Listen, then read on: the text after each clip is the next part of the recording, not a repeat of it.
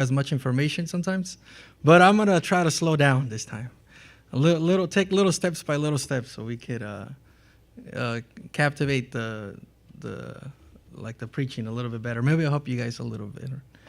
Maybe because in our culture, we speak too fast in Spanish, and we want to do the same in English, and sometimes it's not the same, you know.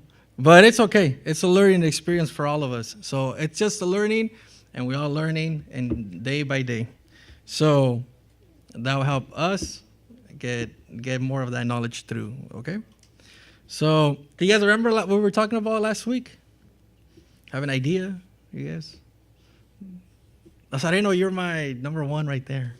You can't fail me. Do you remember we were talking about last week on Sunday? Yes. Which prophet we were talking about? Yes, Jeremiah. We were talking about Jeremiah, how Jeremiah had a calling before he was even born. And we were talking about how Jeremiah, God called to him. And before, like I said, before he was born, he was already anointed to be a prophet.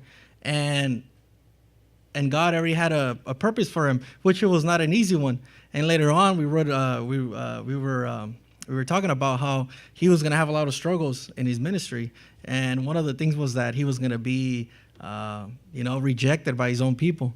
They called him a false prophet. They thought that he was prophesying false to the king. Remember the king, Zedekiah?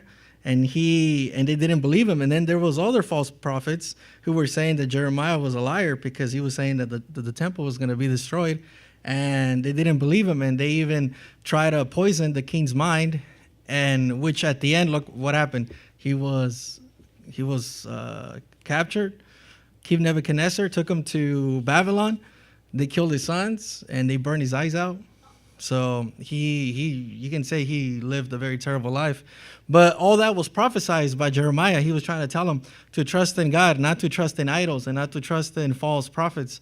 But he never listened. But yet, even though God already had a plan, he still sent his messenger like a warning, because God always tries to send a messenger to us, let us know what's going on before we even do our downfall. It's always something that God has in our lives. It's just that sometimes we don't hear it, or sometimes we don't take it.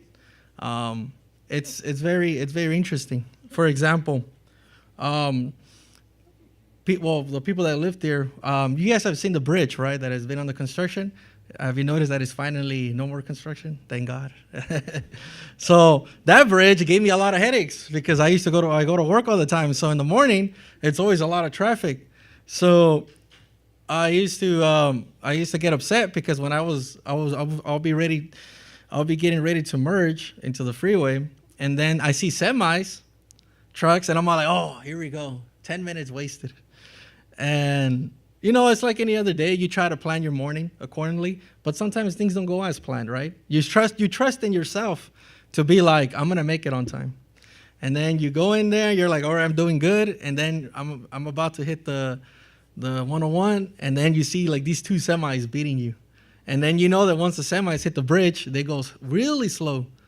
And you're trying to slow down, and maybe because they don't know the bridge, they're driving so slow that you're literally behind them and you wasted like 10 minutes.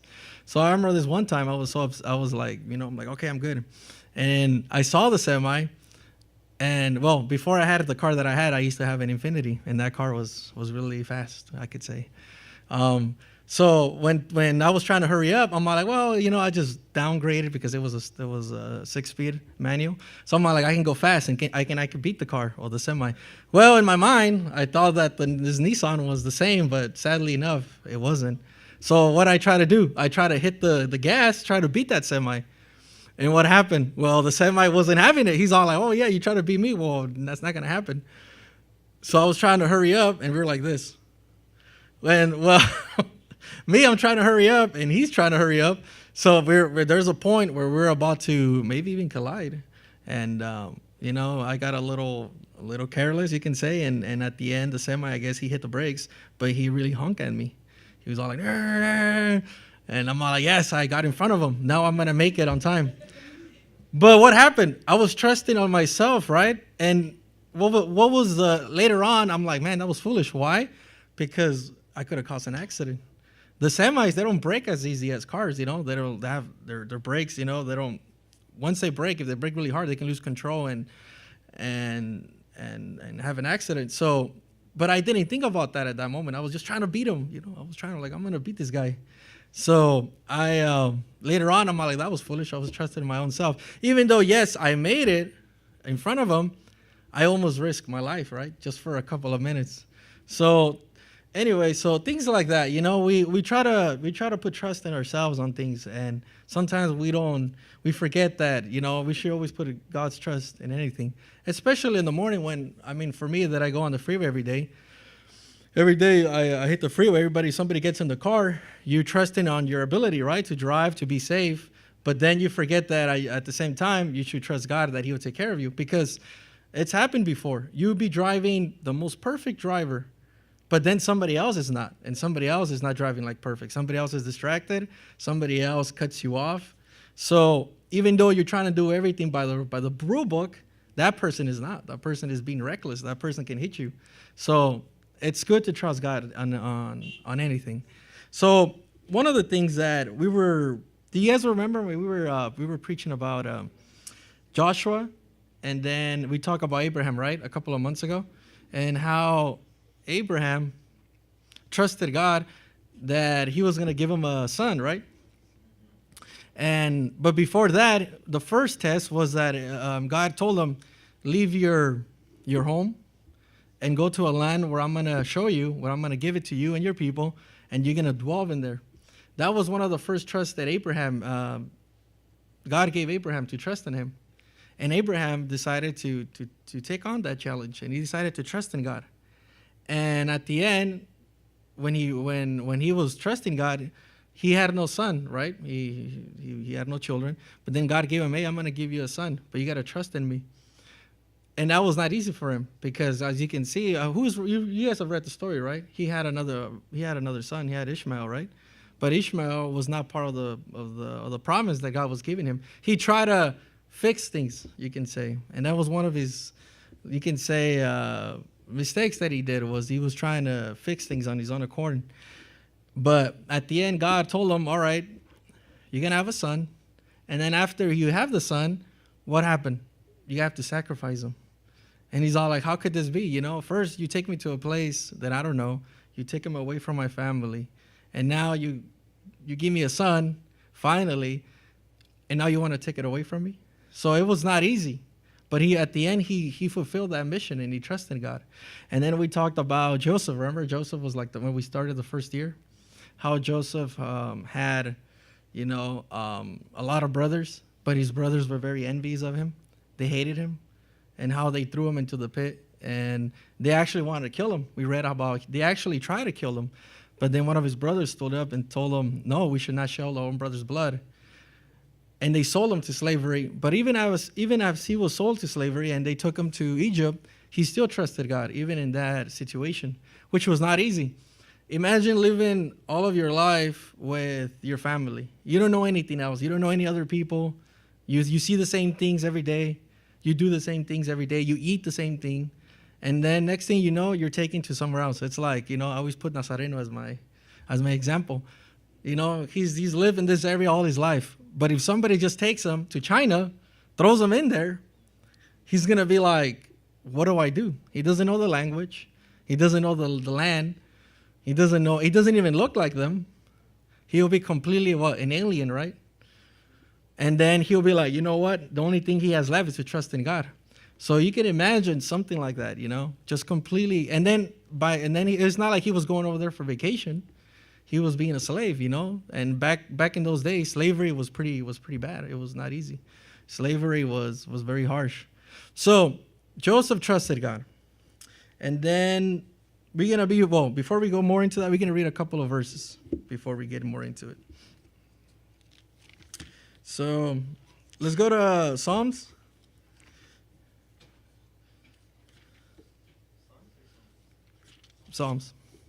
Yeah, 52. Oh, 56, sorry.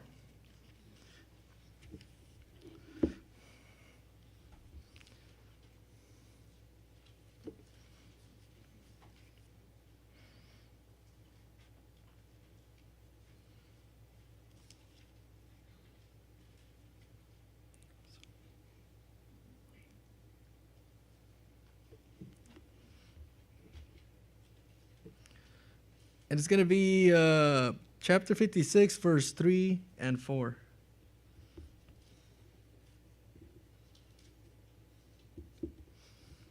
Are you guys ready? Okay. So it says, what time I am afraid, I will trust in thee.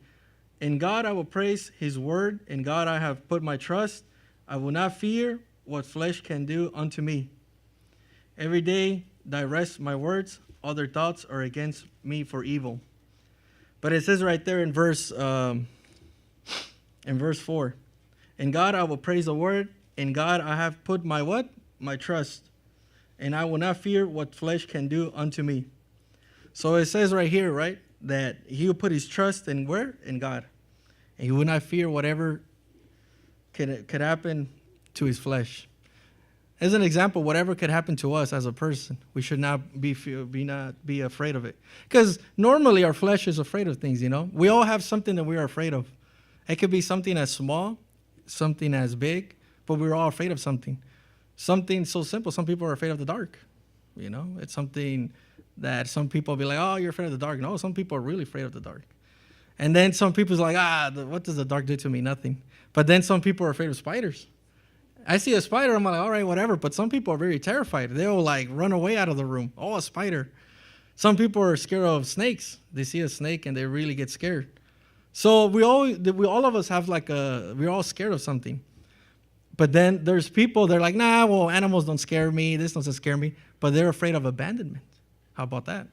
They're afraid of being abandoned by their partner, by their family, by their loved ones. That's a scare right there. Some people are afraid of death. Yeah, there's a story about this famous, he was the CEO of this company in Silicon Valley. Maybe you guys have an idea. He had everything, right? He had money. He had all this technology. He knew how to program all these phones and all this technology that we have now. But what happened? He got sick, and on his deathbed, he was saying that there is no point in having all this money when you're about to die. There's no point of telling people what to do when you already have a time limit. So, and at the end, some of the doctors were saying that he was very scared of what's beyond this world, because he never really thought about it. He was always so focused on technology that he focused on what's after that, what's after technology. And the craziest thing is that his ideas have now broken out to our modern times, where all these CEOs and all these people with technology, they're trying to what? They're trying to put their consciousness mind in AI. It's a thing now. People are trying to live forever. They're trying to put their consciousness where? In computers. Why is it? Why are all these famous people or all these billionaires trying to put their consciousness in computers, in AI? Because they want to live forever. They don't want to die. They want to continue living on in this world. I mean, they're trying to put microchips in their head.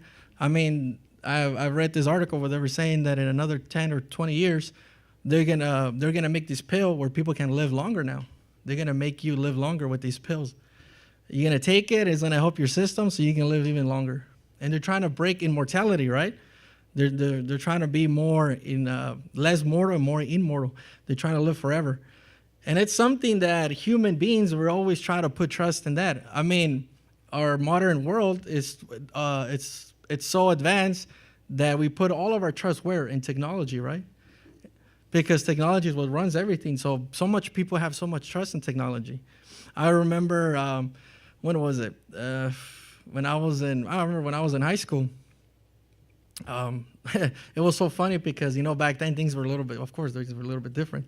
But I remember that the internet went out when I was in high school. And I remember that all the teachers were saying, well, what are we going to do? What are we going to do? There's nothing to do. And we still had books. So the teacher, I remember he went to the cabinet and he grabbed these old books. And we're like, we're going to read this chapter. And we're like, everybody was like, oh, why? Like, come on, this is boring. Like, come on. And you're like, well, we can read something. And there were these old books, like they even smell funny. I'm all like, when was the last time they brought these books, right? But it's because we were so reliant on technology. We used to do a bunch of PowerPoints. I think it was history. And the teacher used to put all these PowerPoints. So he was so reliant on technology that when it didn't work that day, he was all like, well, let's go get the books, And of course, none of us were paying attention. We were just like, oh, man, these things smell funny. The pages are all yellow, The pictures are all weird. But it's because, the school put so much faith in this technology. Now, even more. Now they have tablets. Now they have laptops and stuff. Everything is done online. So if all of that disappears, what will people do? There's literally a study where it says that people will actually even commit suicide if their phones are taken away, if their technology is taken away, because they're so involved in that thing that it's so consuming their lives that they can't live without it. So, but that's the world. That's the world. That's where they put their trust in. They put the trust in, and politicians and schools and anything else. You name it, even in family members. But at the end of the day, they're all going to fail us because they're all human. They're all part of this corrupted world, Nothing lasts forever. Even technology has its viruses, right? And malware. Why? Because even technology itself has you can say cracks in it. And they're trying to build this artificial intelligence who's going to fix everything, right? They're trying to say it's going to fix everything. Oh, we gotta advance AI. We have to advance AI. And we know that now they're saying like, oh no, what if we advance it? It will actually be killing our own selves. But the whole point of all those, and I'm like, man, these humans we're trying to put this trust on all this new technology, but we forget that the only trust that we should put is who? On God, right? On God. And they're trying to make technology their God. But as we were reading about all these, Abraham and Joseph, of course they didn't have the technology that we had, but they had their own struggles. For example, what was back then? Idols, other gods. That was their technology. That was their you can call it their AI, was other deities. So for them, it's all like, well, I see the neighbor and they're worshiping, this idol, and it looks like they have more flocks than me. It looks like they have more servants. It looks like their family is healthier. Maybe I'm gonna go and see if I can worship some of that idol, or the neighbor, or any other religion. And that was the thing back then. So even people in the past, they had their struggles. According to what they live, just like us. But yet they decided to put the trust in one God. Joseph, Abraham, and then Joshua. Let's go to Hebrews. Actually, before we go to Hebrews, let's go to Joshua. Before we get too over there. And it's a verse that we've read many times, but it's good, a little good refresh. Joshua chapter 1, verse 9, the first chapter.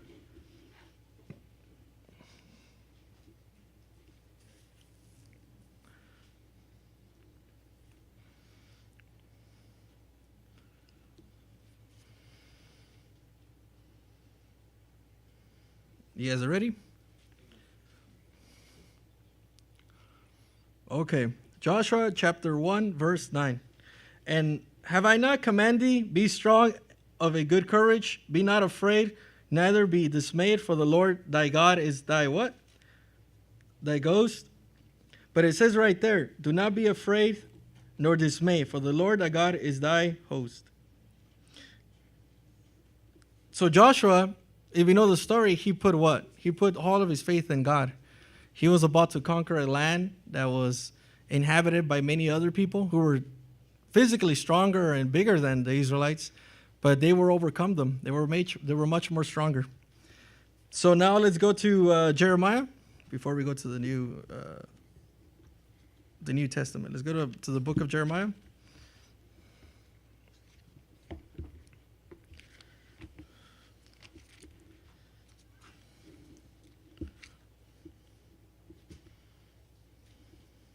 Go to chapter 17.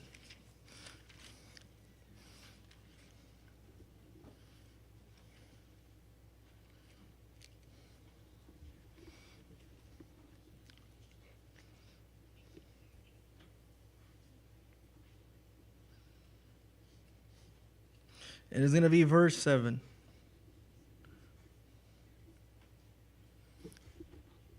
You guys are ready? It says, blessed is the man that trusted in what? In the Lord. and whose hope the Lord is. Blessed is the man that trusts in the Lord and whose hope the Lord is. So it says to trust in him, right? So now let's go to, we were talking about Abraham. Let's go to Abraham now in the book of Hebrews. So let's go all the way to the book of Hebrews now. Because we're talking about how these men that we've been talking about in this past months, how they trusted God. And let's go to chapter 11 of Hebrews.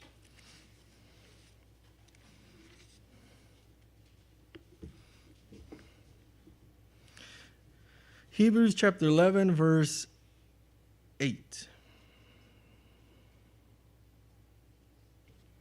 You guys are ready?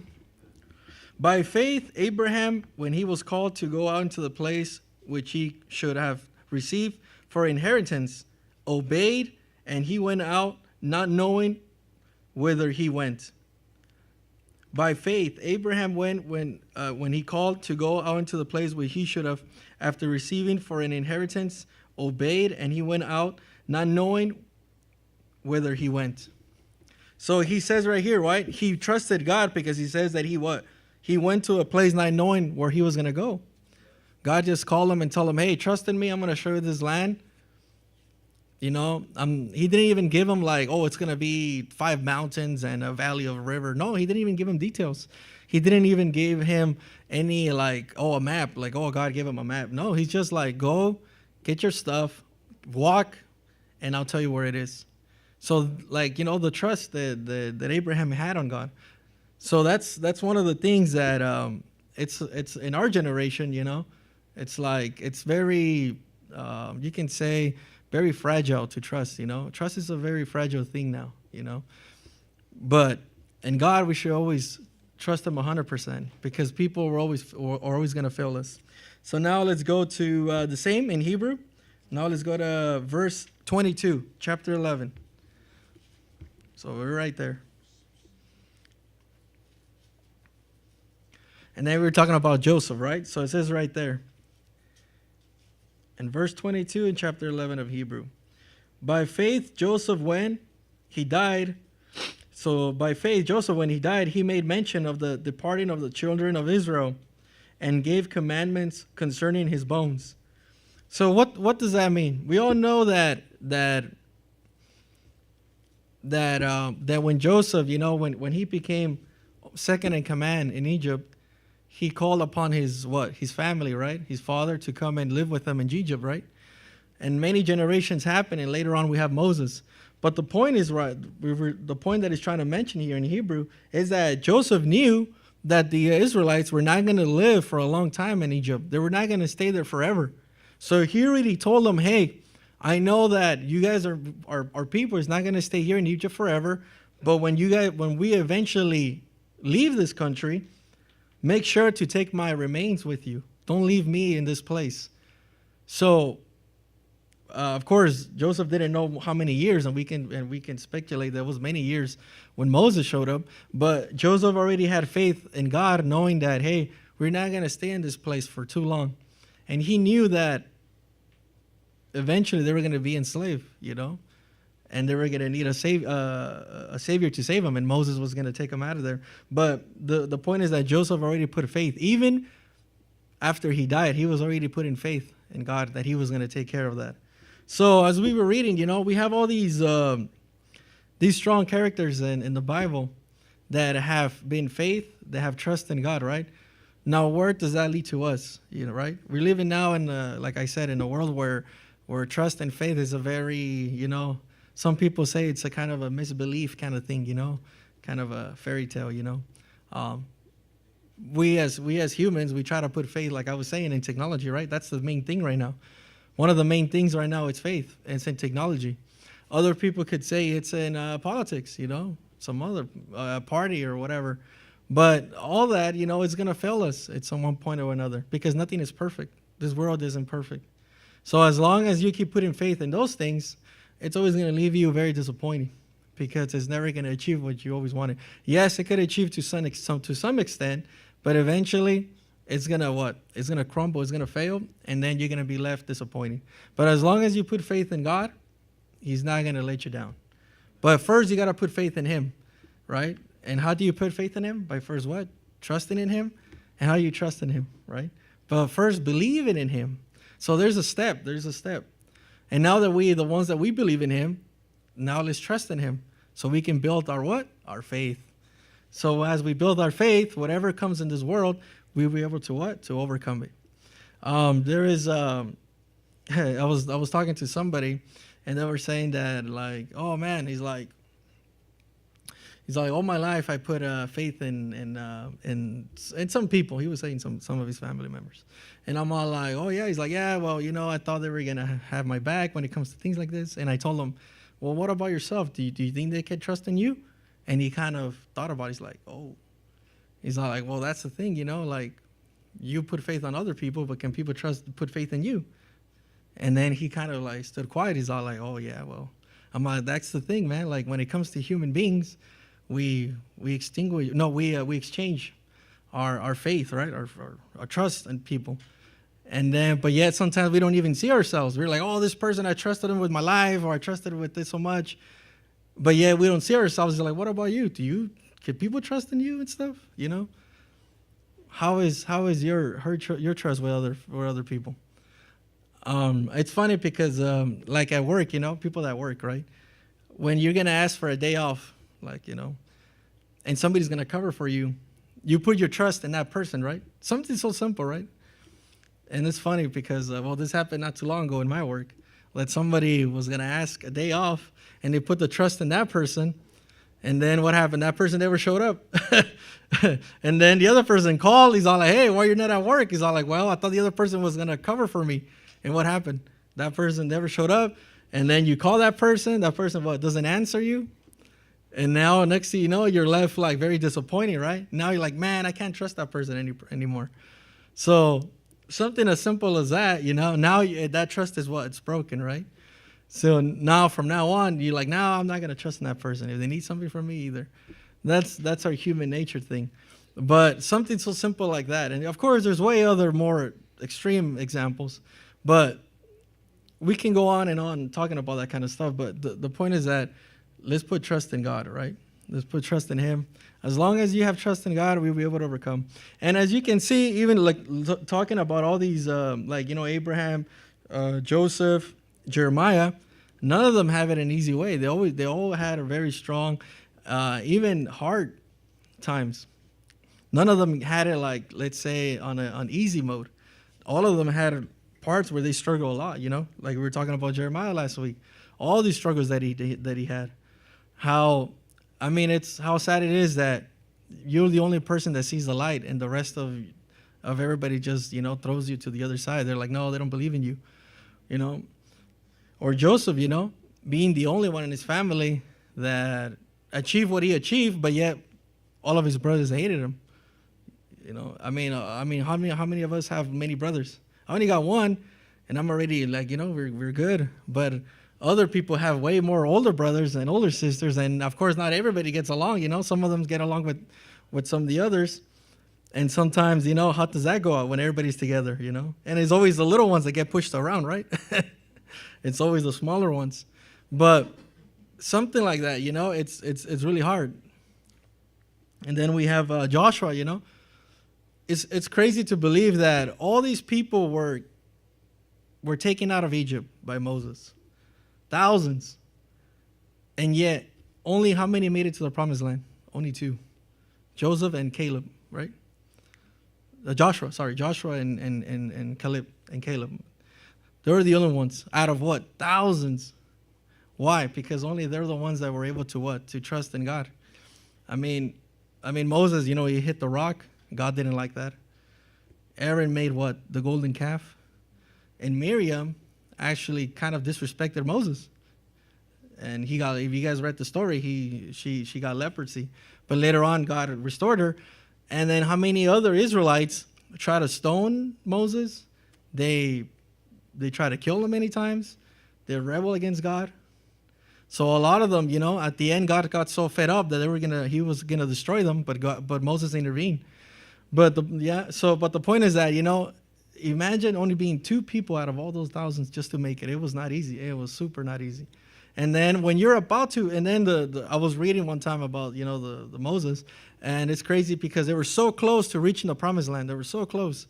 And then when they send the spies, Joshua and the tribes of every man from each tribe to check the land, to check to see how the land it is. They went out and they saw many cities. They saw many other people living in it. They say they saw giants, and what happened? They got scared. They got very disappointed. And when they came back, what happened? They started to quarrel against Moses. They started to get him like, oh, what's the whole point of doing all this? Look at all this work. And they started to get very upset to the point where they tried to stone Moses. So they were so close to reach that. And and I remember Joshua was like, hey, God will deliver us. God will give us the strength. But yet they didn't listen.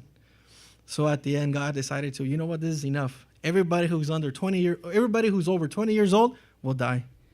Imagine. I mean, who's here under 20? So only a few people. So I would have been dead. Leo, maybe all of us. But it's crazy. It got so bad that God needed to put a line. He actually put a line because so much people didn't trust in him. So he needed to build a new generation.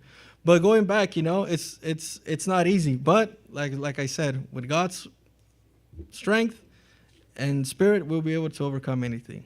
Amen. So always remember, wherever you go, as long as you trust God and you put your faith in God, you'll be able to overcome. And it's crazy to think that even a simple prayer in the morning or wherever you go, just to acknowledge him, he could protect you. I remember because I used to work where I used to deliver a lot of stuff. And I used to be around all over the cities. I used to be around from North California to South California, and I used to deliver everywhere, in LA, San Francisco, everywhere. I mean, I had this little van, and I saw so many accidents and so many people reckless driving and everything. And so many times I'm all like, man, that was a close call. And like I said, sometimes you're driving good, you're minding your own business, but then people cut you off and everything. So, I remember a couple of times where, for X reason, maybe I was running late or something, and I just woke up and got my stuff, and I forgot to pray, or I just, got my own thing, and then I got to the place, got my stuff, and I hit the road, and next thing you know, 4 or 5 hours into the road in Sacramento somewhere, a car almost hit me or something, and I'm like, oh, thank God, and I'm like, oh, wait, you start thinking, oh, man, I forgot to pray in the morning, but God still protected me in that moment. So even God is merciful to be like that, But it's still a reminder, at least for myself, to always acknowledge him wherever I go. Amen. So I hope today's sermon helped you guys. Always remember, trust in God, and always remember you guys are not alone. Amen. So let's stand up and let's pray.